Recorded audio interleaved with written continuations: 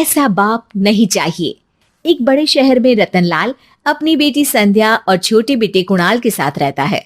रतनलाल बहुत गरीब है और शराबी किस्म का आदमी है। वो रिक्शा चलाकर अपना जीवन यापन कर रहा है।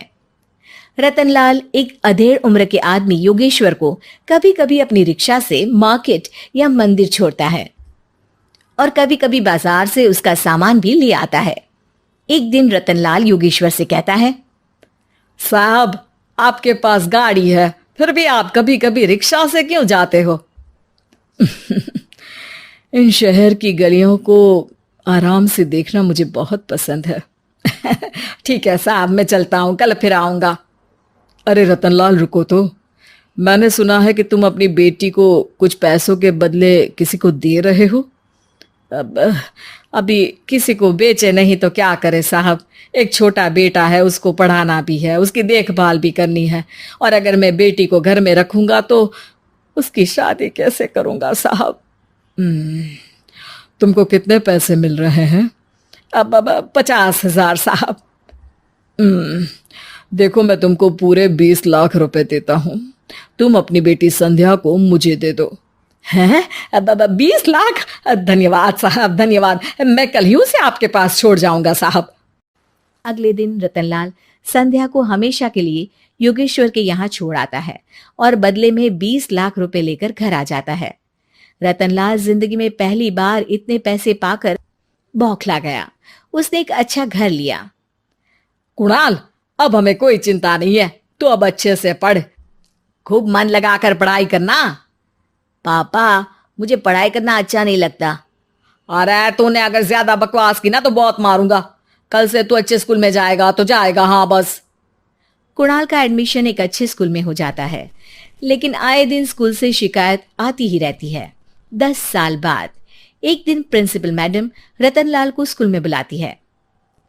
रतनलाल, आपका बेटा कुणाल बहुत आवारा हो गया है और ये बिल्कुल भी पढ़ाई नहीं करता है, बल्कि उसका दिमाग गलत कामों में जा रहा है। अब मैं उससे बात करूंगा मैडम। ठीक है, आज ये आखिरी मौका है, अगली बार तो मैं उसे स्कूल से ही बाहर निकाल दूंगी।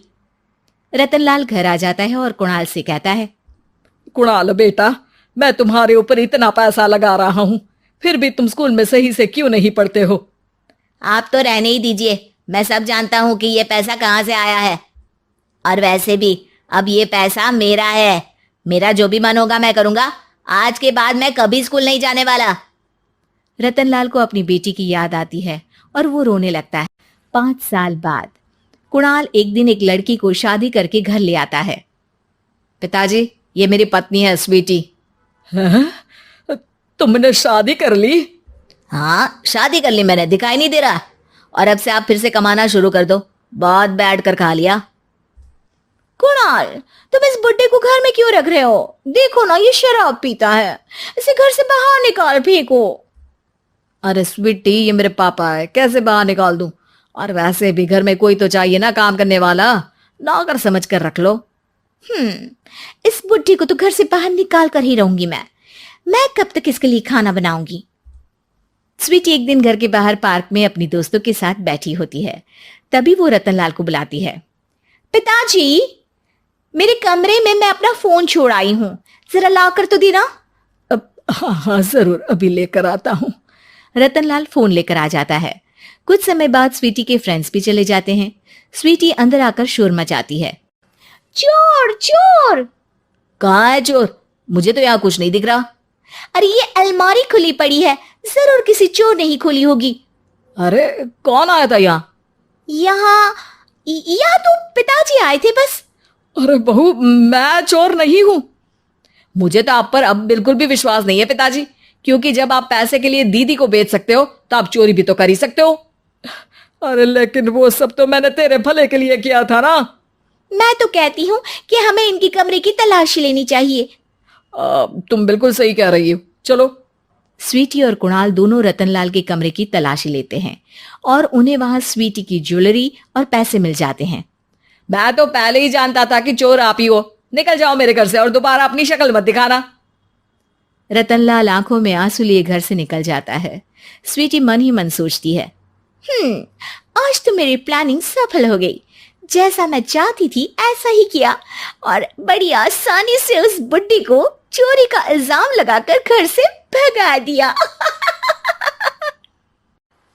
रतनलाल की हालत अब ज्यादा खराब हो गई और वो सड़क पर बैठकर भीख मांगकर खाने लगा। एक दिन वहां एक गाड़ी आकर रुकी और सड़क पर बैठे सभी भिखारियों को अपने सेंटर ले गई। एनजीओ की मालिक संध्या एक एक करके सभी को सुविधा मुहैया कराती है। तभी उसकी नजर रतनलाल पर पड़ती है। पिताजी? संध्या तू? पिताजी, आपकी ये हालत कैसे हुई? ये सब मेरे बुरे कर्मों की सजा है जो मुझे मिल रही है। मुझे माफ कर दे बेटी।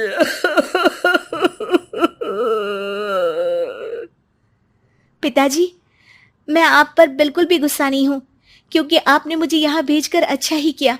मेरी जिंदगी बदल गई। लेकिन ये सब हुआ कैसे बेटा?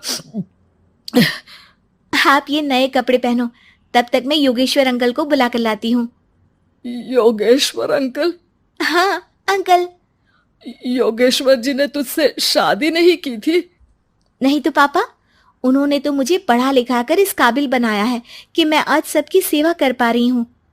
रतनलाल पश्चाताप करके रोता रहता है। तभी योगेश्वर भी वहां आ जाता है। रतनलाल जी, आपकी ये हालत कैसे हुई? इतने सारे पैसों के बावजूद भी?